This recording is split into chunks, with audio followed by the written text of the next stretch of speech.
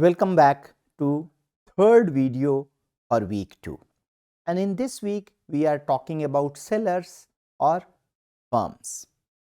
Sellers are basically one side of the market who bring different goods and services to the market and sell it to buyers. We will study about buyers later, but in this week we will continue studying about sellers or firm. And so in this particular video, we are going to take a very simple view of a firm. So what do we mean by a firm? Firm is basically an entity that takes resources as inputs and churns out goods and services as output. And the purpose of doing that is to sell these outputs or distribute these outputs in market or the society. The idea behind these sellers or firms are kind of a business. Their idea is to move assets from low value use to high value uses. So they take inputs which are low in value, do some transformation to them, add something to them, make it high value item and reap the benefit in market. Firm is a very complicated structure, and in next video we are going to talk about different kind of firm.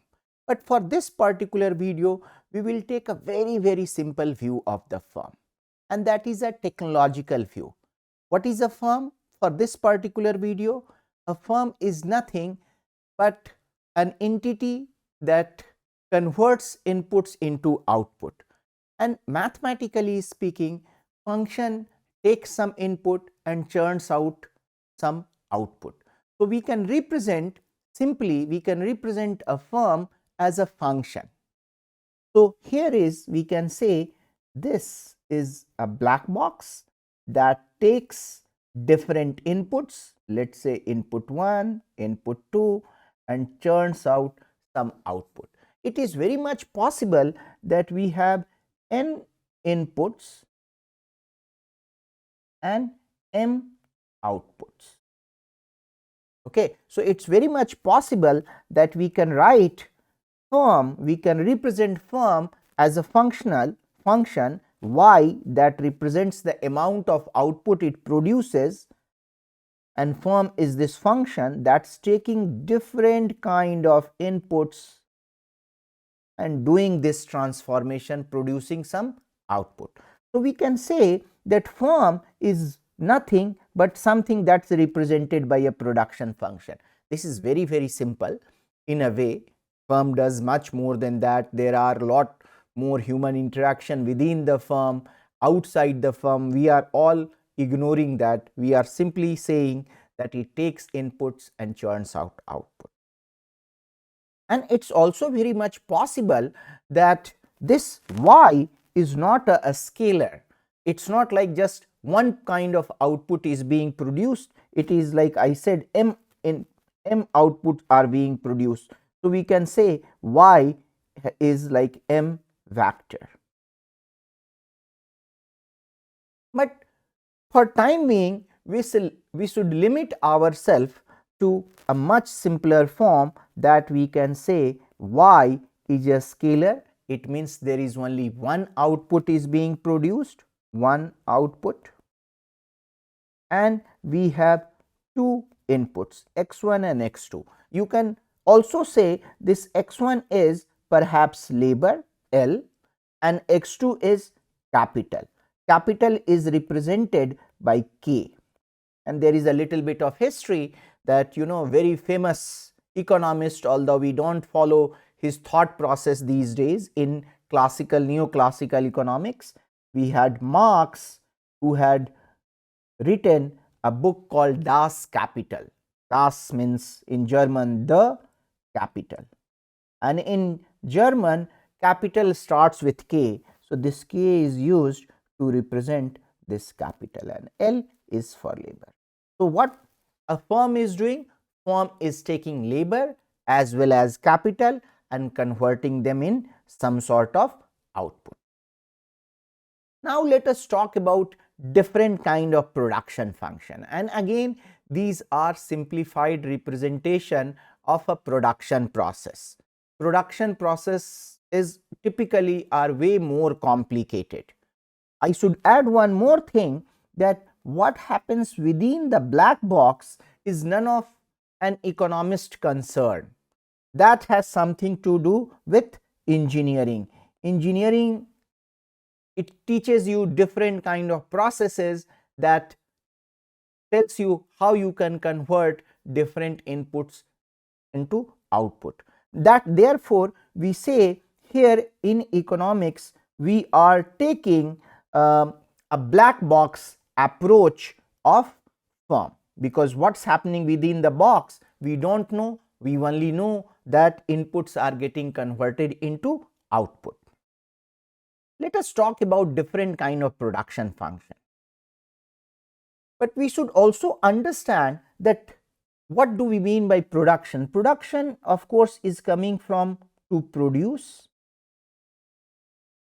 But let us look at different kind of production. It is very much possible that you have bauxite ores, electricity as input, and it's giving you aluminium as output. Here we are doing a very different kind of production. Aluminium is a good, it is tangible, it can be used. But here what are we doing? Here we have this recording device, the inputs are recording device, my time, electricity, and then the production is taking place of teaching. This is also production.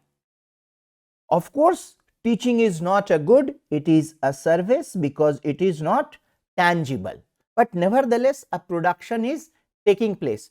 So this simple form that we are using can represent so many different things, and we are agnostic about it. We are not getting into the actual processes, we are just trying to understand the economics behind it. We are not getting into engineering.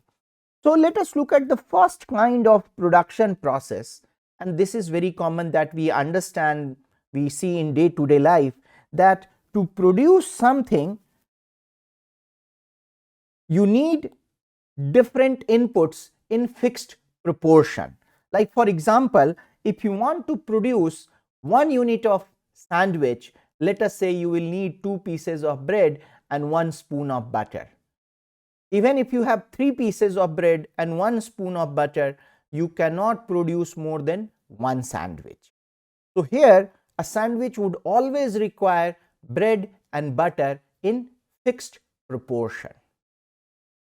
How to represent such production process? So let us say bread is represented by x1 and butter is represented by x2. And so what we say that we need 2 of x1 and 1 of x2 to get 1 of y, and y represents here output. What it means? That if we have, let us say for example, 5 pieces of bread and 2 spoons of butter, you will have only 2 of y. So how are we getting, how can we write it? So the idea is that a fixed proportion needs to be maintained, So if you have x2 amount of butter, what you need is basically 2x2 amount of bread. And how much of sandwich you will get? X2 amount. So sandwich you are getting is equivalent to this x2 amount. So we can say that what we required is minimum of x1 by 2 comma x2, that will be your output. Let us see here, if we can take one example, 3 units of bread, so 3 by 2 comma 1 unit of butter, you have minimum of 3 by 2 comma 1 is 1, and you will get 1 unit of sandwich. 1 piece of bread is getting wasted, you will not have that production. We can have another, let us say you have 6 pieces of bread and you have 2 units of butter, what will it say? First you can look at how many units of sandwich you will get, because you have only 2 units of butter, you will have at max 2 units of sandwich, and so 4 breads would be required and it will give you 2. Let us check whether it does the same thing or not. Minimum of 6 by 2 comma 2, which is minimum of 3 comma 2, and you get 2. So this kind of production technology will be required. Let me write it in more formal way. We can say here, in such cases where you need fixed proportion for production, you will have something of minimum of, we can say, x1 by a comma x2 by b. What does it mean? That to produce 1 unit of output, you need at least a unit of x1 and b unit of x2. So this is a kind of production function, and later on we will also look at it graphically. Let us look at some more types of production function. Here we have variable production function. What does it mean? That inputs are not required in the fixed production. You can increase one kind of input, and in lieu of that, to keep the production level same, you will have to decrease another level of the level of other input. In other words, you want to produce same and you want to use less of input 1, you must use more of input 2. So again we can have example. Let us say, like, you want to produce rice, and you have your production depends on amount of area of land that you have, how much of fertilizer that you are using, and how much of work hour you are putting. So if you increase the work hour and you want to keep the production same, perhaps you will have to decrease the land. In other word, we can also say, if your work can slightly be replaced by some fertilizer. So here the inputs are being used in variable proportion. So one of the most famous variable proportion production function is called Cobb Douglas function, and this is very useful. It is a workhorse in economics. In, like, for example, when you were studying botany in class 8th or 9th, perhaps you used mustard plant to understand plant world, you used frogs to understand animal world. Similarly, we use Cobb Douglas function in economics to understand several concepts. It's not that we think all production processes are like Cobb Douglas function. No, it's not true, but it helps us understand several underlying concepts. So here is the Cobb Douglas function.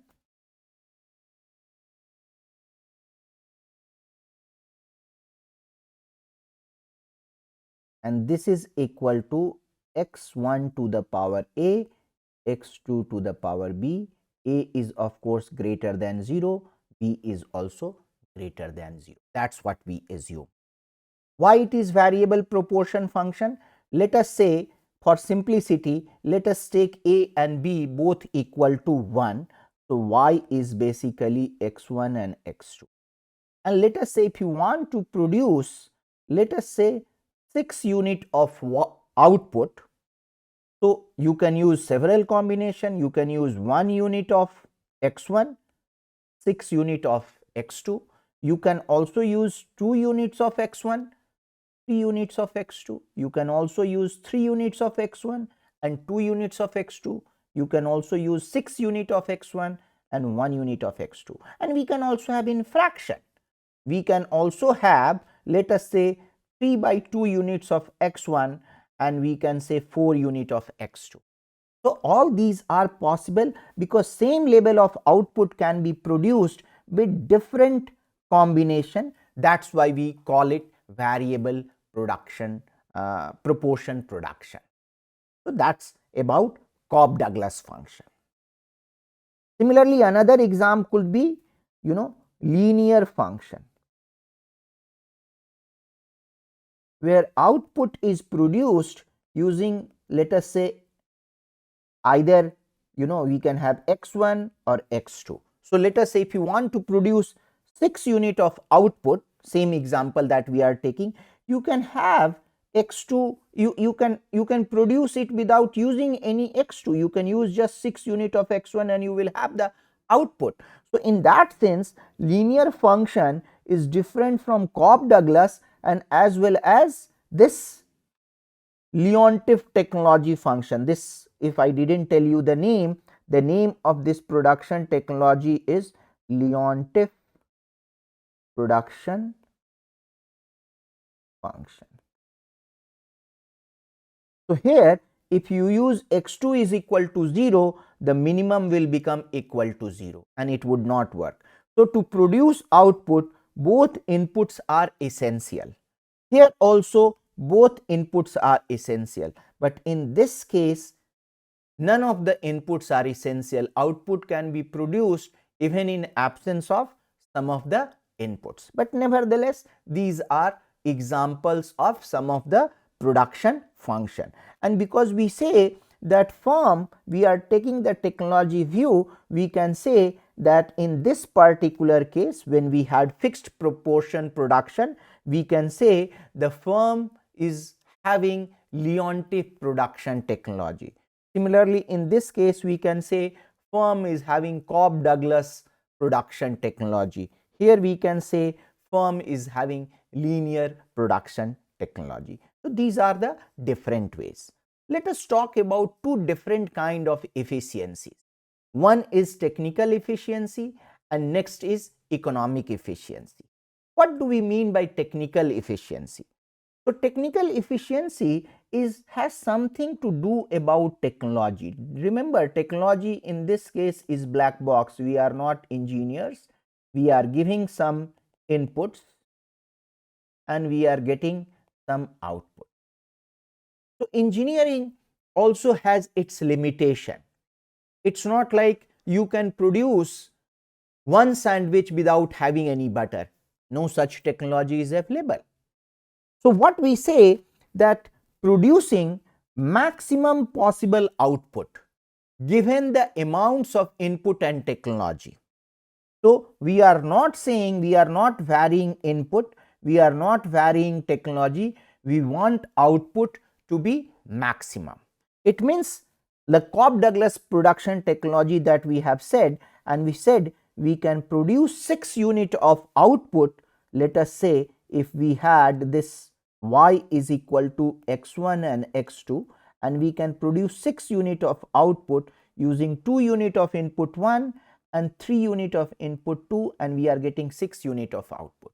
But there is a possibility here, we have already included technical efficiency the way we have described. It is possible that you have 4 units of input 1 and you have 4 units of input 2 and rather than producing 4 multiplied by 4 16 unit, you are producing only 6 unit. Why? Because you are wasting some of input 1 and you are wasting some of input 2. If we are doing that, we say we do not have technical efficiency. So whatever inputs you have, given that input, the idea is to produce maximum possible output given that technology.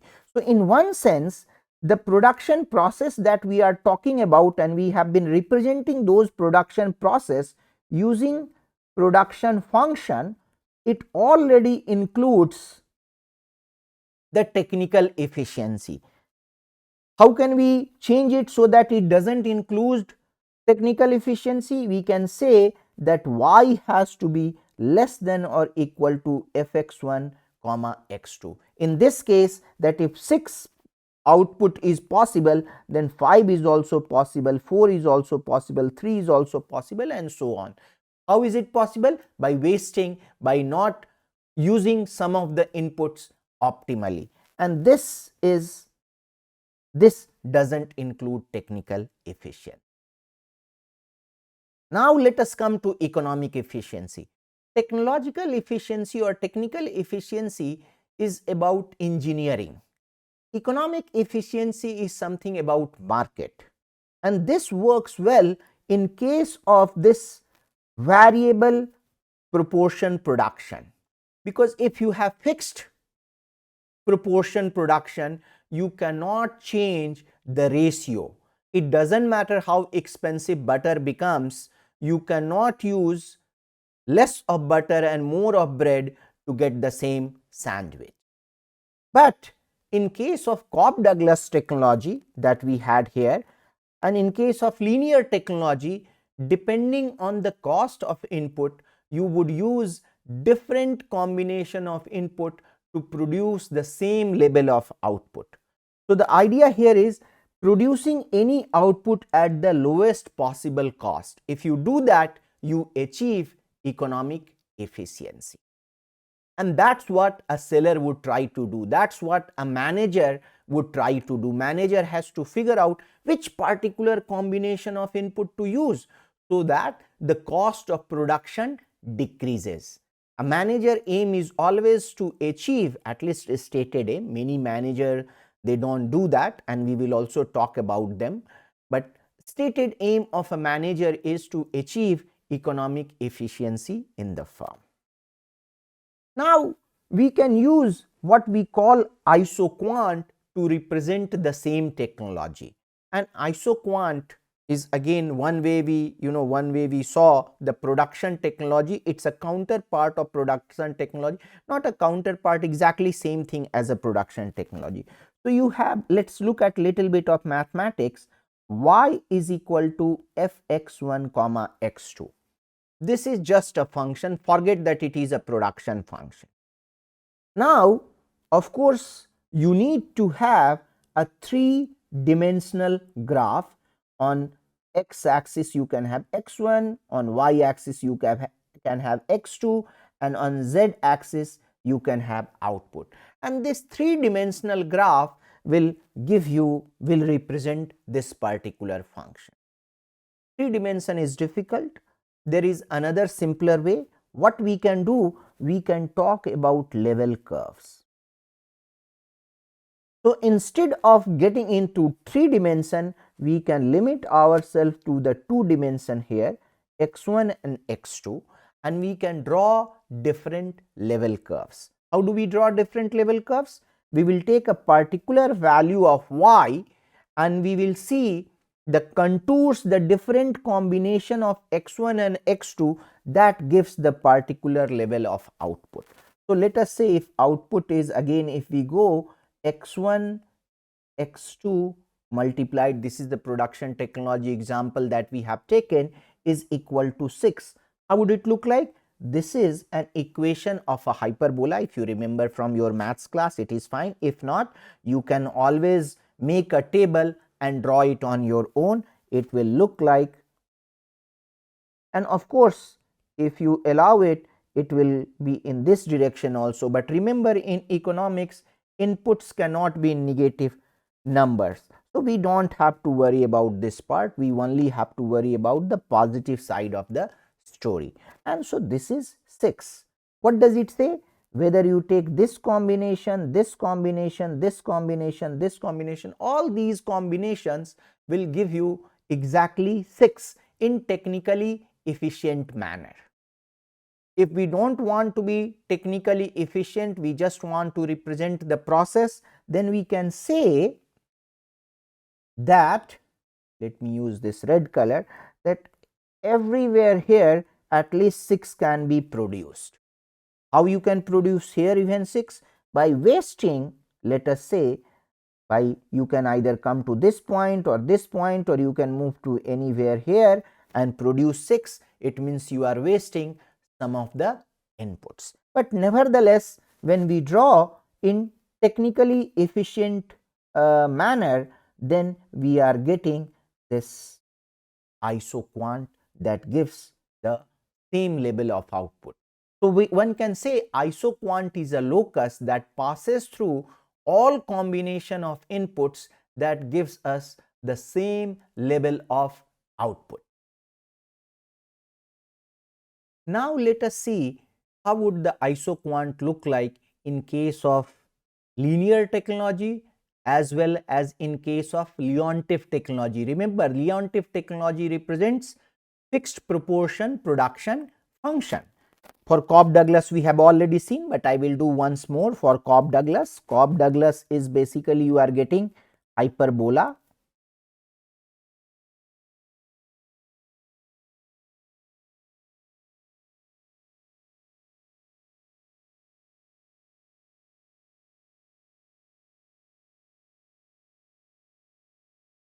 So it will look like always something of this sort. Okay. And why we can understand immediately by looking at expression y is equal to x1 to the power a, x2 to the power b. So basically what we are doing, how we are drawing, we are fixing y. Let us say we are fixing y at 10. So we can basically we are drawing that x2 to the power b is equal to that fixed number, that output label y0 that we are taking here 10, x1 to the power a, or x2 10 to the power 1 by b, x1 to the power a by b. As x1 comes closer to 0, x2 required is going to be very high. This is going to be very near to 0, and therefore you will need really high amount of x2, and that's why the curve comes like this. Okay, we will talk about it little bit more once we proceed further. Now this is for Cobb Douglas. Now let us look at the linear. Linear one is much simpler. It's a straight line because you have x1 plus x2 is equal to a fixed number k. So of course this is a straight line with a slope -1. This is x2, this is x1, and you will get something like this. We can also understand from here what happens if k increases. If k increases, because this is an equation of a straight line, and what we need to do, we need to shift the curve outward. So this is k, this is k1, one can say, and here also it is k, it is k1. So one can also talk about isoquant map, where you are supposed to draw at least 3 isoquant to give a complete picture of how would the production process looks like. This is a shift outside. Let us do the Leontief technology. How would the Leontief technology look like? Leontief. And here we will take a simple one, y is equal to minimum of x1 comma x. You can have mathematical way, you can figure out, of course you have to draw in x1 x2 space.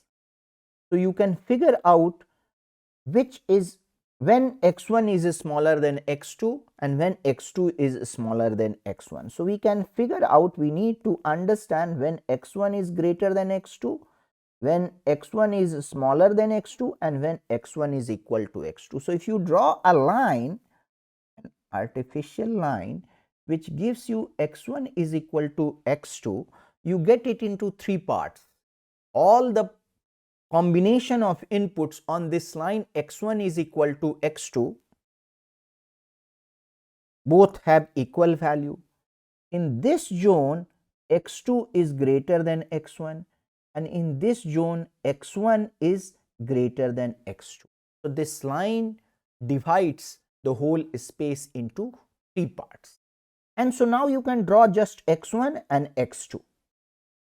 So if you draw, let us say you want to draw y is equal to 10, so let us draw x1 is equal to 10. So let us say x1 is equal to 10 is going to be a straight line, and similarly you can draw x2 is equal to 10, and so of course here it will pass like this. This is also 10. Now it is very clear, let us look at it.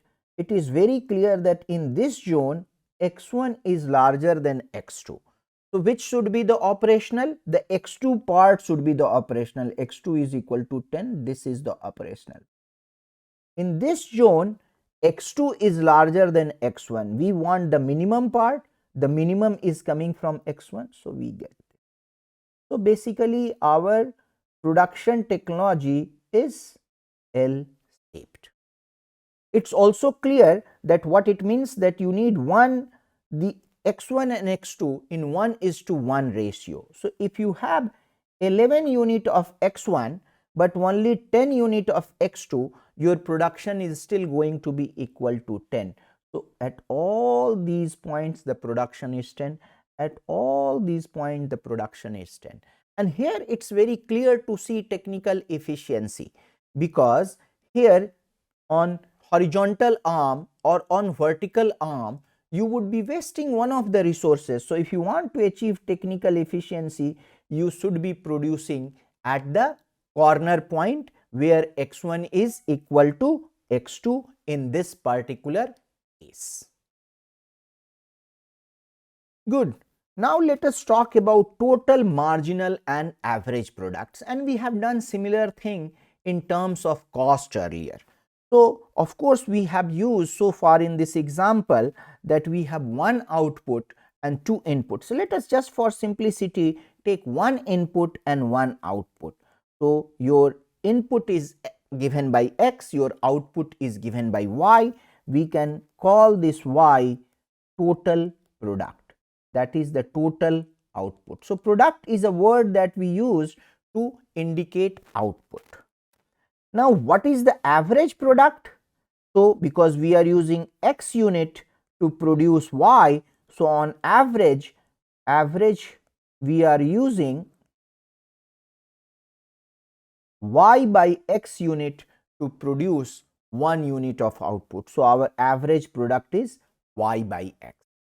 And similarly, marginal concept we have already talked about it. If we increase our input from x to x plus 1, let us say our output increases from y to y dash. So in this case the marginal product is y dash minus y.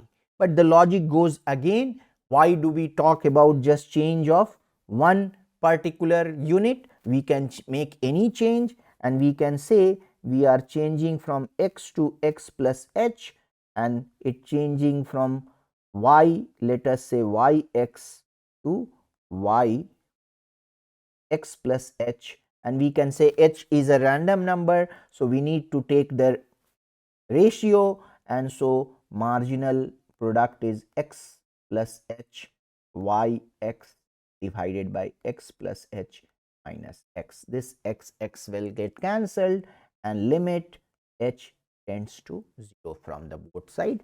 So the marginal product is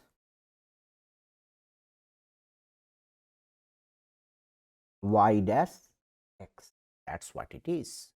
And so in graph, let us say same thing we had done, this is the way x and this is y. We want to obtain average at this particular point, the average is going to be given by this angle, and if we want marginal, then we will have, let us say, margin given by this particular slope of this particular curve will give us marginal product.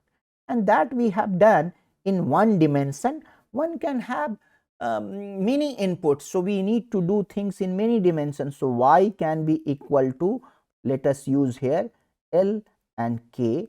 So we can talk about average product of labor, in short APL, average product of labor, is nothing but y divided by L, because we are keeping, of course, to obtain this we are keeping K fixed at a particular level. We are not changing, let us say we are not changing capital. And similarly, to obtain average product of capital, we are keeping labor fixed at a particular level and we are dividing it by K and obtaining average product of capital. And once we have figured out average product of labor and average product of capital, we can also figure out, let us use another color, the marginal product of labor, and which is a partial derivative of output product with respect to labor. So, of course, you know the definition of partial derivative. It means that k is being fixed at particular level, and similarly you can obtain marginal product of capital. This has to be with k. Of course, you can have the rudimentary definition also. Rather than using these partial derivative, we can say we are keeping L fixed at L naught, and our marginal product of capital is F L naught k plus 1 minus F L naught k, because k is being changed from capital label is being changed from k to k plus 1. So, the changes in output is marginal product of capital, and similarly the marginal product of labor would be that you keep capital fixed at a particular level and increase the labor by 1 unit. But this partial derivative definition is much better than this particular definition, which is inaccurate, but there is one advantage of this definition. When you are using words to describe, this definition works out really well. It helps you understand what's happening. So, we will use both the definition. Where more accuracy is required, we will go for the partial derivative definition, and when we need intuition, we need to understand what's happening, we will use this particular. So, now let us talk about law of diminishing marginal product. We already understood marginal. We should understand the word diminishing. Diminishing means decreasing, that marginal product is decreasing. What is this law of diminishing marginal product? So, we have talked about that, let us say y is equal to FL k, labor and capital. Let us do that, let us say labor is a software engineer and capital is perhaps a computer. Okay, software engineer and computer. Let us understand that there is only one computer, for example, in the lab, and you bring one worker, one software engineer. His output, let us say, that is 100 line of code. If you bring second, perhaps they can work together well, and then output is going to be 250 line of code.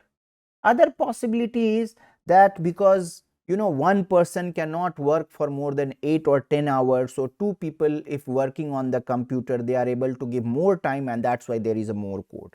You bring third person, perhaps again it increases to, let us say, 350.